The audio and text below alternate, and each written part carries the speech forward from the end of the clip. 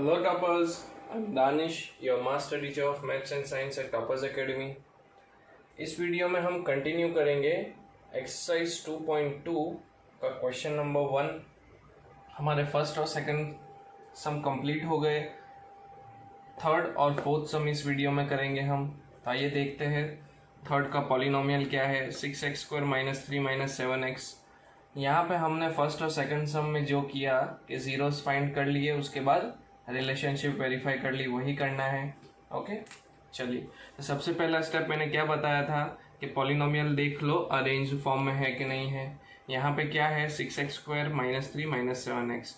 तो अगर highest power इसका 2 है तो ऐसे आना चाहिए, descending order of the degree में 2 आना चाहिए, फिर 1 फिर 0। यहाँ पे x² है, फिर 1 आना चाहिए पावर यहाँ पे, लेकिन वेरिएबल नहीं है, इसका मतलब x पावर 0 है, तो ये अरेंज फॉर्म में नहीं है। तो हम क्या करेंगे, अरेंज कर देंगे इसको।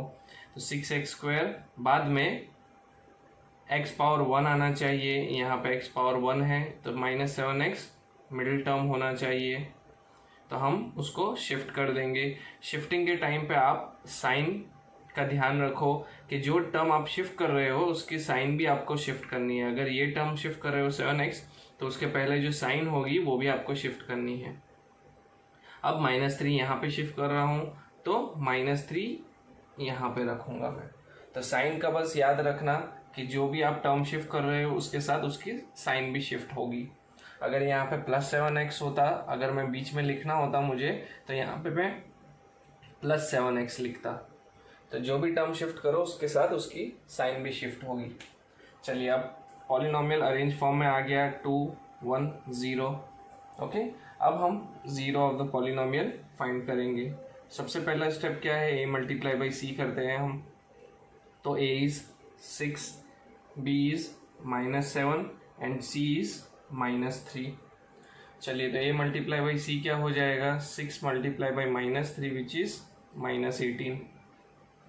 अब -18 को ऐसे दो नंबर में रिप्रेजेंट करना है कि मल्टीप्लाई करूँ मैं तो -18 आना चाहिए, और अगर ऐड करूं तो ये जो मिडिल टर्म है ये आना चाहिए b -7।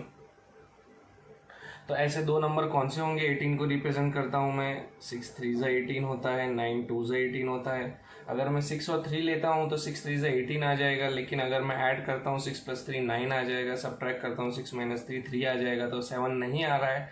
इसका मतलब मैं ये दो नंबर ट्राई करूँगा, 9 2। तो अगर मैं -9 × 2 करता हूँ तो -18 आ जाता है।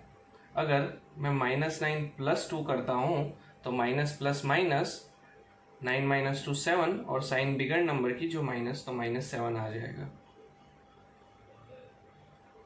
तो दो नंबर्स हमें कौन से मिल गए, -9 और +2। अब जब नंबर मिल गए हमें, मिडिल टर्म स्प्लिट कर दो। पॉलिनोमियल का मिडिल टर्म ये जो दो नंबर के रिलेशन में स्प्लिट कर दो, -9x + 2x -3। अब मिडिल टर्म स्प्लिट करने के बाद फर्स्ट टू टर्म में से कॉमन निकाल लो, लास्ट टू टर्म में से कॉमन निकाल लो। 6x² - 9x, यहाँ से कॉमन क्या निकल सकता है, एक तो x कॉमन दिख रहा है मुझे, और ये जो 6 और 9 है ये 3 के मल्टीपल है, तो 3 कॉमन निकल सकता है दोनों में। तो मैं 3x कॉमन निकाल लूँगा। अंदर क्या बच जाएगा, 2x, क्योंकि 3 2 6 होता है, और एक x बाहर निकाल लिया मतलब एक x अंदर बच जाएगा। 3 कितने 9 होता है, 3 3 9, और x तो ऑलरेडी बाहर निकाल ही चुके हैं। तो 3 2 6, x × x x², okay, -3 3 9x। चलिए, अब प्लस यहाँ से कुछ कॉमन दिख रहा है, नहीं दिख रहा है, तो +1 बाहर, 2x - 3 अंदर। ये दोनों ब्रैकेट सेम आ गए, मतलब हम सही जा रहे हैं। अब इस पूरे टर्म में से 2x - 3 कॉमन निकाल लो। अगर मैं फर्स्ट टर्म में से 2x - 3 बाहर निकाल लेता हूँ तो क्या बच जाएगा, 3x। अगर मैं सेकंड टर्म में से 2x - 3 बाहर कॉमन निकाल लेता हूँ तो 1 बच जाएगा। तो दो फैक्टर्स हमें मिल गए। इन दोनों पॉलिनोमियल को अगर मैं मल्टीप्लाई करूँगा तो ये में हमारा पॉलिनोमियल जो है वो मिल जाएगा। अब फैक्टर्स मिलने के बाद हमें इक्वेट टू 0 कर देना है बस। 2x - 3 = 0, 3x + 1 = 0। x की वैल्यू निकालनी है मुझे, इसका मतलब x के साथ जो भी नंबर है मैं RHS पे ले जाना है हमें। पहले -3 लेके जाऊंगा मैं, 2x इक्वल्स टू 3, -3 LHS पे है, RHS पे जाएगा तो +3 हो गया। अब 2 मल्टीप्लाई में है x के साथ, RHS में जाएगा तो डिवाइड में चला जाएगा, तो x इक्वल्स टू 3/2 मिल गया। अब 3x + 1 इक्वल्स टू 0, यहाँ पे भी ऐसे ही करना है, पहले 1 लेके जाऊंगा मैं RHS पे तो -1 हो जाएगा। अब 3 मल्टीप्लाई है x में तो RHS में जाएगा तो डिवाइड में आ जाएगा। तो हमारे दो जीरोस कौन से आ गए, 3/2 एंड -1/3। तो alpha equals to 3/2 and beta is equals to -1/3। अब जब जीरोस मिल गए हमें तो रिलेशनशिप वेरीफाई कर लेते हैं। Alpha plus beta equals to -b/a। पहले LHS देख लो क्या है, alpha is 3/2, beta is -1/3, plus minus is minus, तो 3/2 -1/3। अब जब भी डिनोमिनेटर डिफरेंट हो और बीच में एडिशन या सब्ट्रैक्शन हो, फ्रैक्शन की बात कर रहे हैं यहाँ पे, ये भी एक फ्रैक्शन है, ये भी एक फ्रैक्शन है, डिनोमिनेटर में चेक कर लो डिफरेंट है, बीच में एडिशन या सब्ट्रैक्शन है, तो आपको LCM लेना होगा। दो नंबर का LCM ले लो, 3 और 2, 3 1 जा 3 होता है, 2 1 जा 2 होता है, तो इसके फैक्टर में 3 है, इसके फैक्टर में 2 है। LCM क्या होता है, सभी फैक्टर्स इंक्लूड होंगे, इसका मतलब 3 × 2 LCM हो जाएगा 6, तो 6 LCM हो गया। अब यहाँ पे जो नंबर नहीं है उसको मल्टीप्लाई कर दो, 2 कितने से 6 होता है, 2 3 जा 6, तो ऊपर 3 मल्टीप्लाई कर दो। 3 कितने से 6 होता है, 2, तो ऊपर 2 मल्टीप्लाई कर दो। 3 3 जा, चलिए मैं यहाँ लिख देता हूँ, 3 3 जा 9 माइनस 1 मल्टीप्लाई बाई 2। अब 3 3 जा 9 minus 1 multiply by 2 is 2/6, 9 minus 2 is 7/6। तो हमारा अल्फा प्लस बीटा क्या आ गया, 7/6। अब हमें RHS भी चेक कर लेना है, -b/a, वो क्या 7/6 है, चेक कर लेते हैं। b क्या है, -7, यहाँ पे फॉर्मूला में ऑलरेडी माइनस की साइन है, b अलग से -7 है, -7, और a क्या है 6, तो -7/6, माइनस ऑफ -7/6, तो माइनस माइनस इज प्लस, तो 7/6। तो alpha plus beta is 7/6, -b/a is also 7/6, hence relationship is verified, both are equal. अब alpha into beta equals to c/a check कर लेते हैं। पहले LHS चेक कर लो, alpha into beta, what is alpha 3/2, what is beta -1/3। Multiplication में है, मतलब डायरेक्टली न्यूमरेटर भी मल्टीप्लाई कर दो, डिनोमिनेटर भी मल्टीप्लाई कर दो। 3 multiply by -1 is -3, 3 multiply by 2 is 6, 3 -3/6, तो 3 1 जा 3, 3 2 जा 6, क्या बच गया -1/2। तो alpha into beta is equals to -1/2। अब c/a चेक कर लो क्या है उसकी वैल्यू, c क्या है -3, ओके, और a क्या है 6, तो -3/6 आ गया ये भी, तो 3 1 जा 3, 3 2 जा 6, तो -1/2। Both are -1/2, hence relation is verified कि alpha into beta is equal to c/a। Zeros मिल गए, रिलेशनशिप वेरीफाई कर दिया, सम खत्म हो गया। चलिए 4th क्वेश्चन देख लेते हैं हमें।